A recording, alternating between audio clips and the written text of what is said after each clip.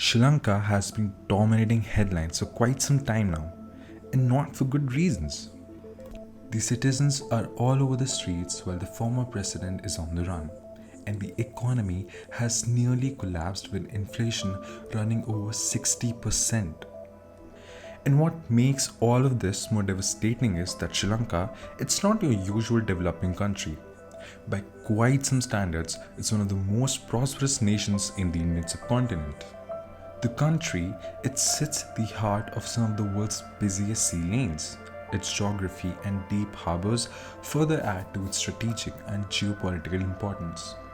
But the important question that must be raised is that how does such a country arise in such a scenario? And what are the key lessons and broad patterns for other developing nations that must be charted out if they are to avoid such a fate? For that, we must rewind time back to at least a decade. Now, after the 2008 economic meltdown in the Western world, China, with an increased confidence in its capabilities, was shedding the strategy of hiding its strength and biding its time, which was given by one of its greatest leaders after Mao, Deng Xiaoping. And this is the context in which Xi Jinping becomes the president. And since then, China has more than doubled down on its mentioned objective of achieving national rejuvenation by 2049. Having set up that broad context, let us narrow down a focus upon Sri Lanka, and more particularly the importance of its port of Hambantota, a maritime Indian port second largest in the country only after the port of Colombo. Welcome to Geostrata, an independent student-run organization that covers and analyzes international relations, macroeconomics, and other such global affairs from a distinctly Indian perspective. Sri Lanka is situated between the shipping routes of the Malacca Strait and the Suez Canal, which really aids in trade by creating a link between Asia and Europe. Now, historically speaking, a great number of ships have been using the route annually, but Sri Lanka, it only had one major port to handle such volume, that is, the port of Colombo, which really wasn't able to meet all the significant auxiliary services. Thus, the proposal to build a new port that would not only act as a natural harbour but would also be closer to the international shipping routes was conceptualized. And this is how Hambantota was born. The construction was a joint venture by China Harbour Engineering Company and the Sino-Hydro Corporation. It began around 15 January 2008 and got its major funding from the Exim Bank of China. Now, the important point to be noticed over here is that the Chinese government provided around 85% of the funding behind the project.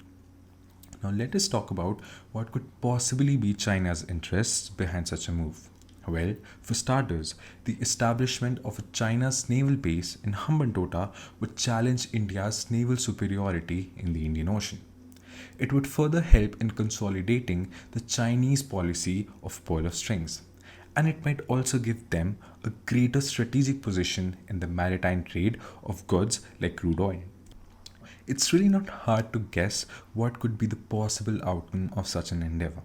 Well, as it turned out, the Sri Lankan government decided to give the port on a 99-year lease to China Merchant Ports Holdings Limited, simply because the port was turning out difficult for them to be commercially viable.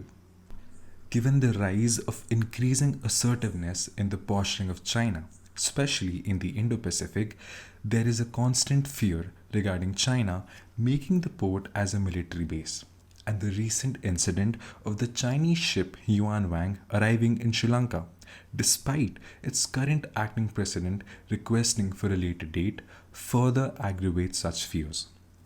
Now, it is definitely not a case that China is the sole or perhaps the most important reason behind Sri Lanka's massive and disastrous economic meltdown.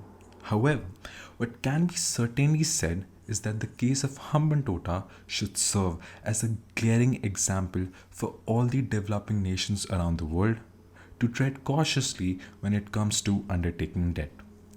Debt traps are extremely painful, ever more so for the citizens. Thank you for watching. If you're interested in domains like geopolitics, international relations, and foreign policy, do check out Geostrata's YouTube channel, where we've had interviews with India's former national security advisor, Indian former foreign secretaries, and Indian ambassadors. And for more, please check out our Instagram and our website, which we will be linking in the description. Thank you so much for listening to Geostrata, and do let us know what you think about us in the comments. We'd really appreciate that. Team Geostrata.